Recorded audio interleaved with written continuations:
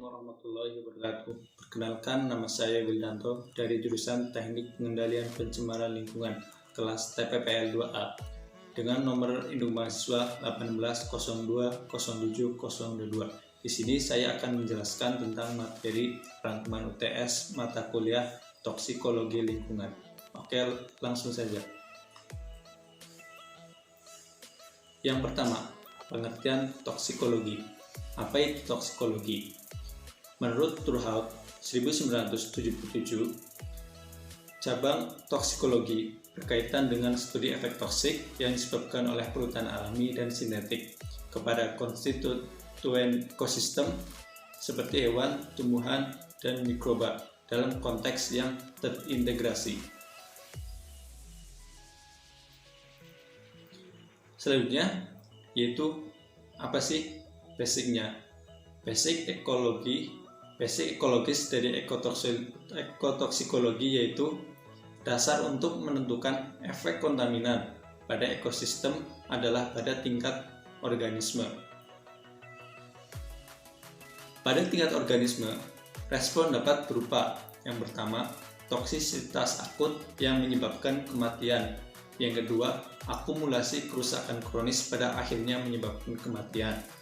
Yang ketiga, kerusakan kecil dari berbagai aspek fisiologis dan morfologi. Yang keempat, efek perilaku subletal. Dan yang terakhir, perubahan biokimia yang terukur. Kemudian, di tingkat populasi, respon bisa berupa yang pertama, ukuran dan dinamika, yaitu berdasarkan tingkat kelahiran, tingkat kematian, keuntungan dan imigrasi, dan kerugian dari emigrasi. Kemudian menyebabkan penguraian atau peningkatan diagram alir angka alami dalam biomasa, rasio, jenis kelamin, dan lain-lain. Kemudian yang berikutnya, di tingkat komunitas, respon dapat berupa yang pertama, keragaman spesies, kemudian hubungan mangsa predator, dan lain-lain.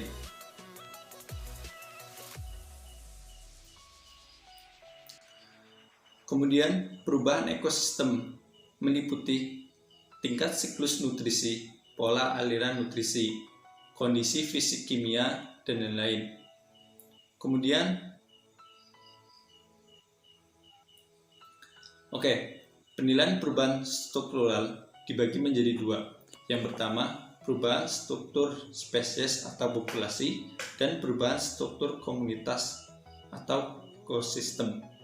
Yang pertama, perubahan struktur spesies atau populasi meliputi yang pertama, munculnya atau hilangnya spesies indikator. Yang kedua, jumlah individu dari suatu spesies. Yang ketiga, biomasa suatu spesies, yaitu biomasa adalah perkiraan kuantitatif dari total massa tanaman hidup atau bahan hewan. Dan yang terakhir, ada atau tidaknya suatu spesies. Kemudian, penilaian perubahan struktural. Perubahan struktur komunitas atau ekosistem. Yang pertama yaitu biomasa, yaitu meliputi kekayaan atau keanekaragaman spesies. Kelimbahan, yaitu indeks biotilik, misalnya jenis trofik. Kemudian dominasi, yaitu panjang atau kompleksitas rantai makanan.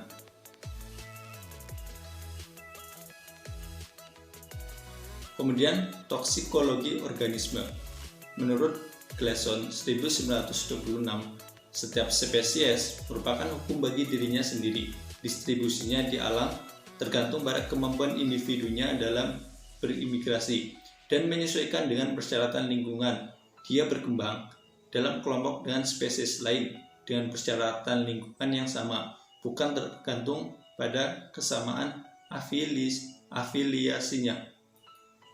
Kemudian, biochemistry of toxican, yaitu gunung api, merupakan suatu lubang bumi yang dari lubang tersebut dapat dikeluarkan isi bumi berupa padatan panas, cairan panas, dan gas panas.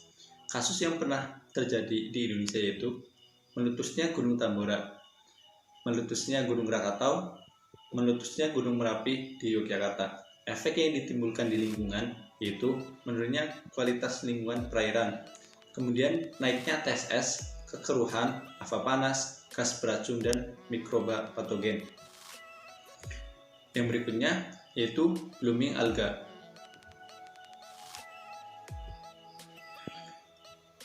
Blooming alga merupakan gejala alam yang berhubungan dengan meningkatnya kesuburan unsur nitrogen dan fosfor di suatu perairan. Kasus yang pernah terjadi yaitu di Teluk Jakarta. Efek yang ditimbulkan di lingkungan yaitu penurunan kualitas lingkungan perairan, kemudian naiknya pembusukan ikan, naiknya BOD, dan bahan toksik. Kemudian tsunami. Tsunami dapat diartikan sebagai gelombang laut dengan periode panjang yang ditimbulkan oleh influsif dari dasar laut berupa gempa bumi, erupsi vulkanik. Umumnya gempa atau erupsi vulkanik hanya bertindak sebagai pemicu munculnya terjadinya sobekan patahan. Kasus yang pernah terjadi yaitu tsunami Selat Sunda, kemudian tsunami Banyuwangi, kemudian yang paling terkenal yaitu tsunami Aceh tahun 2004. Efek yang ditimbulkan di lingkungan yaitu penurunan kualitas perairan dengan kontaminan air garam, material hitam, pembusukan mayat dan hewan, menurunkan kualitas air tanah, menaikkan BOD, dan bakteri patogen. Sintetik merupakan bahan kimia yang berasal dari aktivitas manusia. Salah satunya yaitu limbah industri. Merupakan limbah yang berasal dari aktivitas manusia seperti industri tekstil, semen, tapioka, dan sebagainya. Karakteristik air limbahnya yaitu mengandung logam berat tertentu yang relatif tinggi, mengandung minyak dan zat warna yang relatif tinggi, mempunyai nilai suhu air yang relatif tinggi, mengandung TSS dan TDS yang relatif tinggi, mengandung BOD dan COD yang relatif tinggi. Kemudian mempunyai nilai pH yang tinggi ataupun nilai pH yang rendah. Kemudian logam berat disebut juga heavy metal. Terminologi yang umum digunakan untuk sekelompok elemen logam yang tergolong berbahaya bila masuk ke dalam tubuh makhluk hidup. Kemudian sifatnya. Sifat dari logam berat yaitu non-biodegradable sehingga mudah terakumulasi dalam perairan. Kemudian permanen sehingga kadarnya pada sedimen biota naik di air sebagai akibat absorpsi partikel pengendapan, TSS, suhu, pH, dan bahan organik, dan absorpsi kadar dalam air, suhu, kondisi spesies, dan aktivitas fisiologis. Kemudian berbahaya bagi organ air dan organ manusia karena bersifat toksik. Kemudian keberadaannya umumnya berada dalam bentuk ion bebas dengan sebagian dalam bentuk ion kompleks.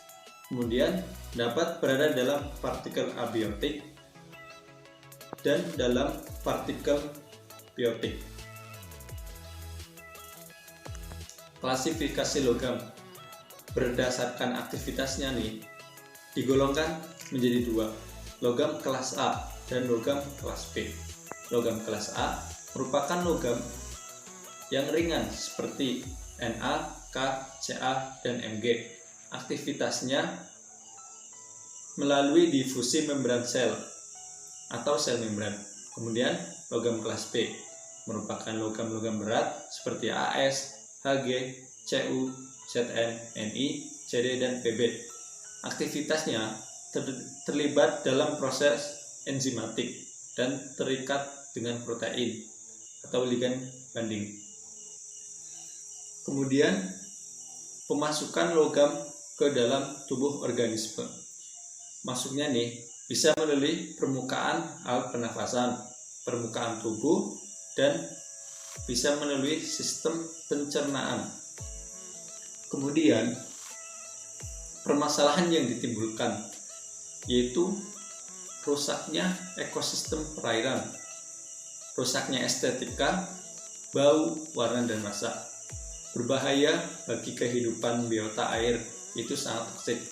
Kemudian berbahaya bagi kehidupan manusia, bersifat karsinogen.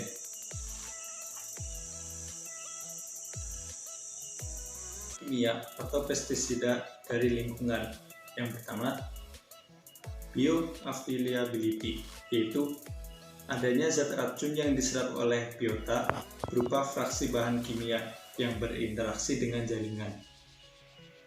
Kemudian, bioconcentration adalah perpindahan senyawa kimia senebiotik dari berbagai sumber dari lingkungan hidup sekitar ke dalam organisme yang menghasilkan suatu kepekatan yang umumnya lebih tinggi dalam organisme tersebut dibandingkan pada sumbernya. Jadi, biokonsentrasi adalah banyaknya konsentrasi polutan yang ada di lingkungan sekitar yang kemudian akan diserap oleh suatu organisme sehingga meningkatkan kadar bioakumulasi dalam suatu organisme. Kemudian bioaccumulation adalah penimbunan substansi di dalam tubuh suatu organisme. Bioaccumulation terjadi ketika suatu substansi diserap oleh tubuh organisme dengan laju yang lebih cepat daripada pengeluaran substansi tersebut lewat proses katabolisme dan ekskresi. Semakin panjang waktu paruh biologis suatu substansi, maka semakin besar resiko keracunan yang dihadapi, bahkan jika konsentrasi racun tersebut tidak terlalu tinggi. Kemudian, biomagnifikasi adalah penyerapan senyawa senebiotik yang masuk ke dalam rantai makanan, sehingga secara berurutan meningkatkan senyawa tersebut dari produsen hingga konsumen tinggi.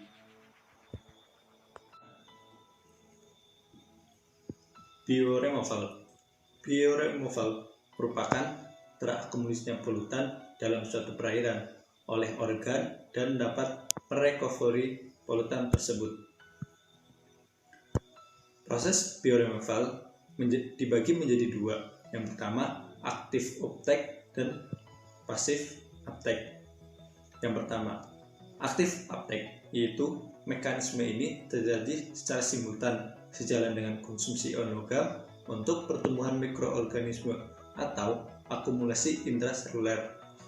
Bioabsorpsi logam berat dengan sel terbatas karena akumulasi ion dapat beracun bagi mikroorganisme sehingga menghambat pertumbuhan. Mikroorganisme yang toleran terhadap racun ion logam akan dihasilkan berdasarkan prosedur seleksi yang ketat. Proses yang kedua yaitu passive uptake atau bioabsorpsi. Mekanisme ini terjadi ketika ion logam mengikat dinding sel dengan dua cara yang berbeda. Yang pertama, pertukaran ion monovalen dan divalen seperti Na, Mg, Ca pada dinding sel digantikan oleh ion logam berat. Yang kedua, mekanisme formasi kompleks antara lain logam berat dengan fungsional groups seperti karbonil, amino, tiol, hidroksi, fosfat, dan hidroksi karbonil yang terdapat pada dinding sel. Kita akan mengenal tentang jenis-jenis logam yang berada di lingkungan. Jenis-jenis logam yang berada di lingkungan yaitu logam timbal, cadmium, arsenik, kromium, nikel, logam selenium, logam merkuri, logam tembaga, logam silver, dan logam seng. Jenis-jenis logam di lingkungan kita akan melanjutkan dengan studi kasus. Studi kasus di sini yaitu kasus merkuri yang terkenal di luar negeri, yaitu kasus Minamata di Pulau Kyushu, Jepang, terjadi pada tahun 1953 sampai 1960 oleh limbah pabrik plastik. Kemudian kasus keracunan Hg di Irak terjadi pada tahun 1972 akibat makanan roti yang bahan bakunya gandum diawetkan dengan anti jamur. Jamur di sini yaitu metil Hg fungsida. Kasus-kasus merkuri yang terkenal di dalam negeri. Yang pertama, Sungai Angke di Jakarta. Terjadi karena mengkonsumsi ikan dan kerang yang sudah terkontaminasi beberapa jenis logam berat seperti Hg dan Pb. Kemudian, kasus Pantai Timur Surabaya. Terjadi pada peringatan awal pada tahun 1991. Jadi, lumpur Pamurbaya tercemar oleh logam Cu, Hg, Cd, Pb, dan Fe.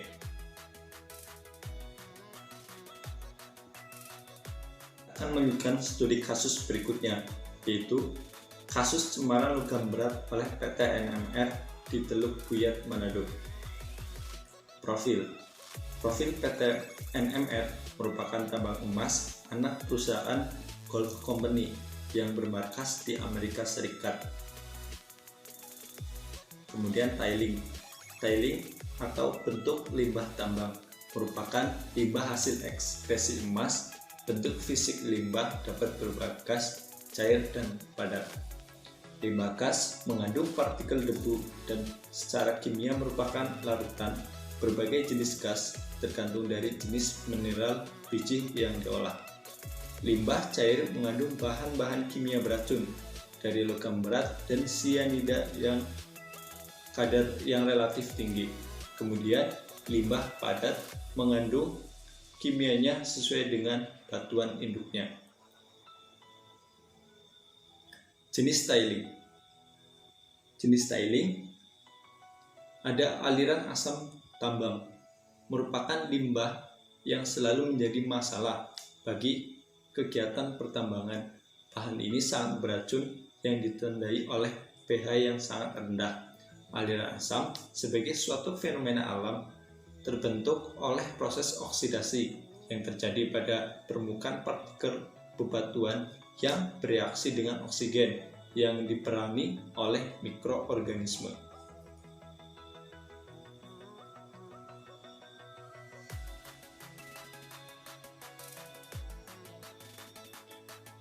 Sedimentasi.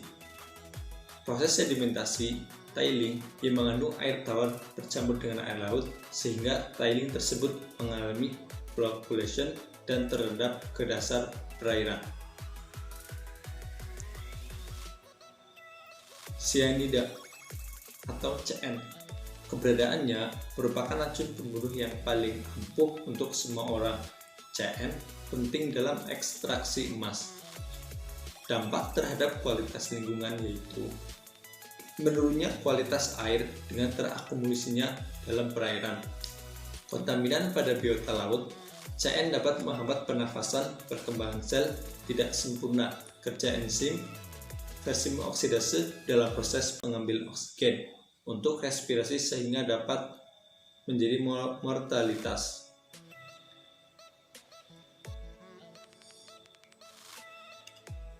Dan logam berat.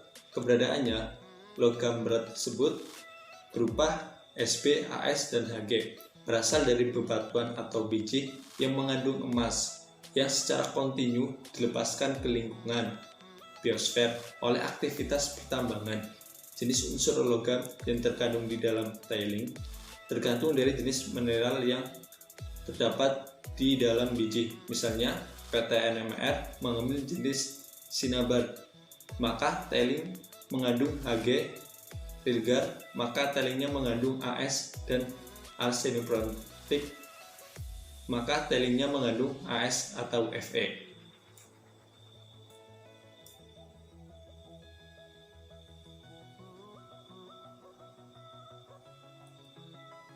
Studi kasus berikutnya yaitu kasus cemaran logam berat oleh PT Freeport di Papua.